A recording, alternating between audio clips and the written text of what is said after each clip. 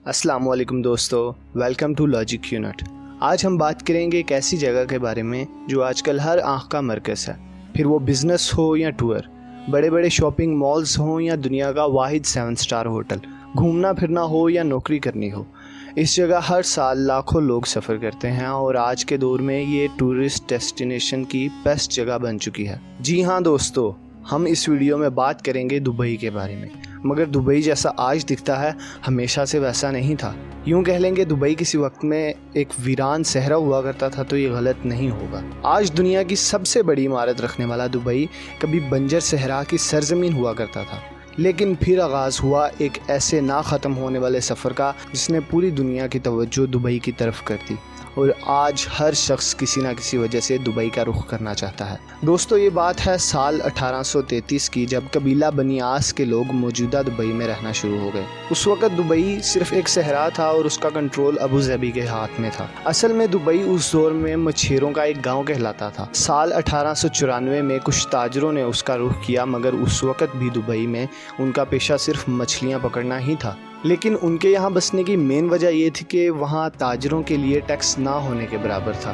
Dubai के असल दौर का आगाज़ 1912 में हुआ, जब उसकी हुक्मरानी शेख सईद बिन मखदूम के पास आ गई और उनको ही दुबई का बानी समझा जाता है। उस दौर में दुबई में मोती ढूंढने का काम ज़ोरों पर था, जिसकी वजह से उसकी इकोनॉमी में तेज़ी से इजाफा हो रहा था, मगर फिर भी इसे सिर्फ एक गाँव की हैसियत ही हासिल थी। दोस्तों, ये साल 1958 की बात है जब दुबई के हुक्मरान शेख राशिद बिन सईद अल मखदूम बन गए और दुबई को एक गांव से शहर में तब्दील करने का सोहरा भी उन्हीं को जाता है। दोस्तों, 1963 में उन्होंने दुबई, जो कि एक पोर्ट है और जहां ग्रीक बहरी जहाज आकर रुकते थे, उसको गहरा करवाना शुरू कर दिया, क्योंकि ये जगह बहुत छोटी थी और शेख राशिद जानते थे कि इस सूरत में यहाँ मॉडर्न और बड़े बहरी जहाज नहीं आ सकते। इस मकसद के लिए उन्होंने बहुत सा पैसा इस प्रोजेक्ट पर लगा दिया, इतना ज़्यादा पैसा जो कि दुबई की सालाना इनकम से भी ज़्यादा था, जिसके लिए उन्होंने कर्जा भी लिया, जो कि बहुत बड़ा रिस्क था। मगर शेख राशिद जानते थे कि ये दुबई की इकोनॉमी के लिए बहुत फ़ायदा मंद होगा और ये प्लान कामयाब हुआ। उसके बाद दुबई में बड़े बहरी जहाज आना शुरू हो गए और गोल्ड की मार्केट भी तेज़ी से फैलना शुरू हो गई।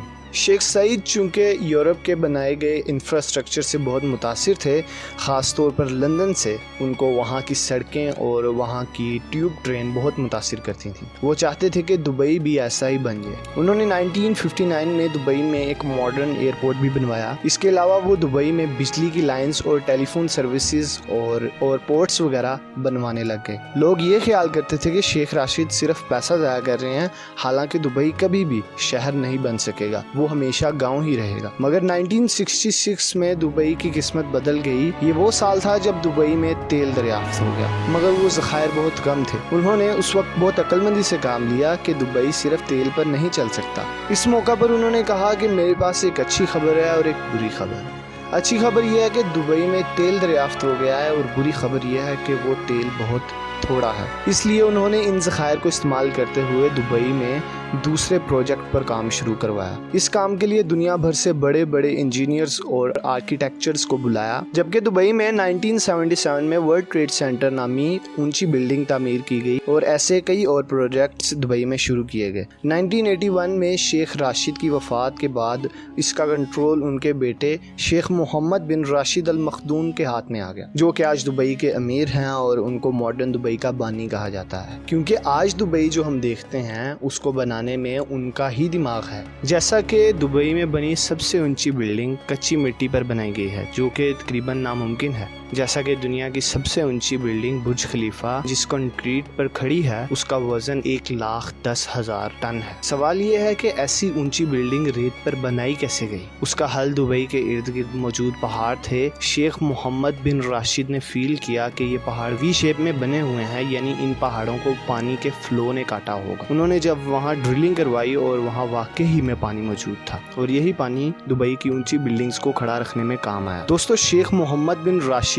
ये जानते थे कि दुबई सिर्फ ऑयल पर जिंदा नहीं रह सकता और आज भी ऑयल दुबई की इकोनॉमी का सिर्फ 1% हिस्सा है। अब ये सवाल उठता है कि दुबई आखिर इतना अमीर कैसे हुआ। उसके पीछे शेख मोहम्मद बिन राशिद की ज़बरदस्त प्लानिंग है। उन्होंने अपनी अकल इस्तेमाल करते हुए दुबई में ऐसी चीज़ें बनवाना शुरू कर दी जिससे पूरी दुनिया के लोग दुबई की तरफ मुतवज्जा हो गए। जैसा कि दुनिया की सबसे बड़ी इमारत बुर्ज खलीफा और दुनिया का वाहिद 7 स्टार होटल बुर्जुल अरब, दुनिया के बड़े तरीन मॉल्स में से एक दुबई मॉल, या फिर आर्टिफिशियल आइलैंड्स जो लोगों को अपनी तरफ अट्रैक्ट करते हैं और अमीर लोग यहाँ आकर अपना बेइंतहा पैसा खर्च करते हैं। दोस्तों, दुबई की एयरलाइन जो कि एमिरेट्स एयरलाइन है, वो दुनिया की बेहतरीन एयरलाइंस में से एक है। ये वो सारी अट्रैक्शन हैं जो दुनिया भर के लोगों को खींच कर दुबई में लाती हैं। और दुबई की इकोनॉमी का एक बड़ा हिस्सा इसका कार्गो पोर्ट भी है जिसे जबले अली कहते हैं, और ये मिडल ईस्ट का मसरूफ तरीन पोर्ट है। और इसके अलावा ये फ्री जोन भी है, यानी यहाँ टैक्स और कस्टम ड्यूटी की बहुत ज़्यादा छूट दी गई है। और दुबई में बहुत से ऐसे फ्री जोन मौजूद हैं जहाँ हज़ारों कंपनीज टैक्स की कमी की वजह से काम करती हैं। और ये सब दुबई की इकोनॉमी का 20% से भी ज़्यादा बनता है, और यहाँ तकरीबन 1.5 लाख लोग काम करते हैं। इसके अलावा आज दुबई में 80% लोग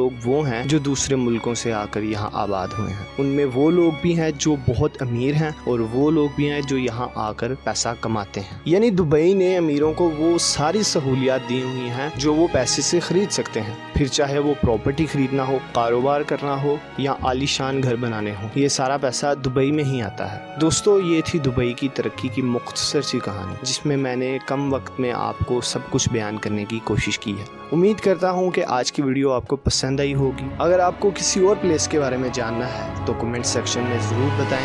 हमारे चैनल को ज़रूर सब्सक्राइब कर लें। मिलते हैं आपसे अगली किसी नई वीडियो में, तब तक के लिए अल्लाह हाफिज़।